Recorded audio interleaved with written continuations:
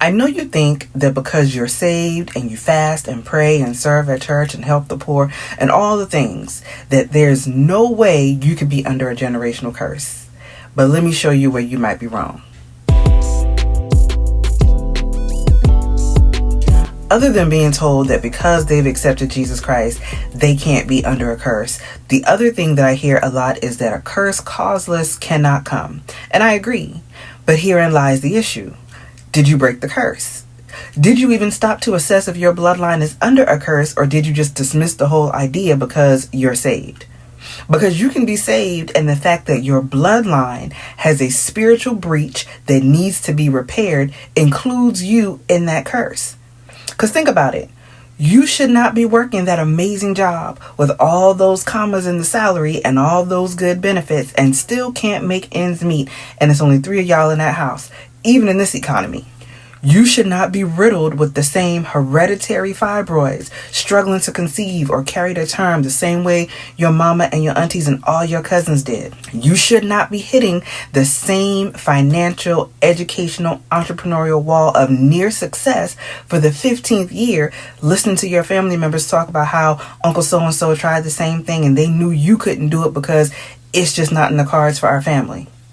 The devil is a dirty, flu-footed, fork-tongued lie, and he will have you out here believing his lies, reciting things that's not Bible or is completely out of context or outside of true spiritual understanding, just so you feel better about where you're not or what you don't have that was promised to you by God in his word, just because it's easier to believe that you just need to work harder or find a better job or get more qualifications or take this medicine or have this procedure than it is to sit with God and just ask him, what is this? Because asking God what this is doesn't just stop at what it is, because once you know what it is, you now have a responsibility to get up and do something about it.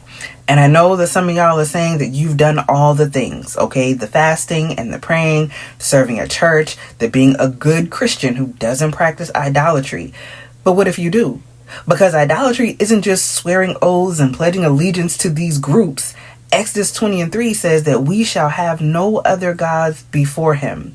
And in the Blue Letter Bible Concordance, we see that before is not just what I think we think it means. It is also defined as upon, on the ground of, according to, on account of, on behalf of, concerning, beside, in addition to, together with, beyond, above, over, by, to, towards, and against. Now let's just look at beside and together with.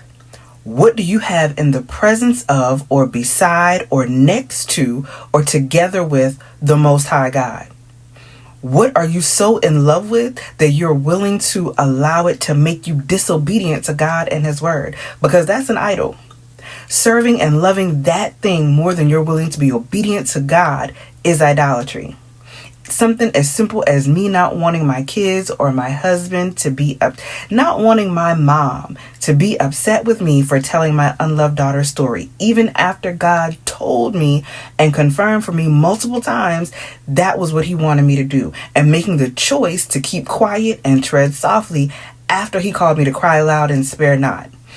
I was making her and my loyalty to her feelings an idol in my heart, which opened or kept open the door to the legal right of the enemy to keep running rampant in my life. But maybe idolatry isn't your thing, right? But do you gossip? You know, harmless chit chat with your friends about their coworkers and the other moms in the sports circles, or even the after church by the car conversations with your cousins about your other cousin that ain't got nothing to do with helping them out, putting some money together for them, or watching the kids to give them a break, or offering them a place to stay for a little while so they can get away from that raggedy baby mama or baby daddy that y'all keep talking about. But y'all just talking, right? You don't mean no harm, but that's gossip. How about lying? And I don't mean, no, I can't make it, I'm busy tomorrow. And you're busy is you snacking on the couch watching movies, but the person you're talking to won't take that as an answer kind of lie. I mean, you lie for no reason, and you don't even know why you do it. You lie in situations and at times where the truth would cost you nothing, or you lie because the truth will cost you that relationship or that friendship that you probably should have ended a long time ago, but it's still a lie. Do you hold grudges? Which is to say, you don't forgive people that hurt you, betrayed you, disappointed you, broke your heart, lied on you. Whatever they did, you never verbally told God, I forgive them.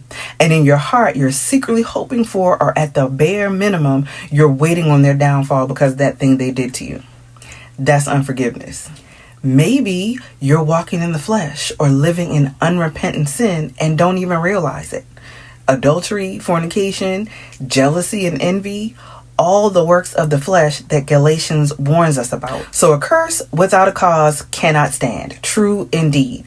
But maybe examine yourself. Examine the word and ask God where you might be leaving the door open for the enemy to have legal rights to your life and legal rights to impose that generational curse on you.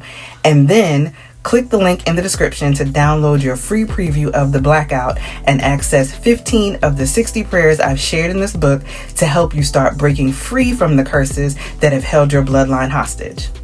And until next time, y'all stay blessed.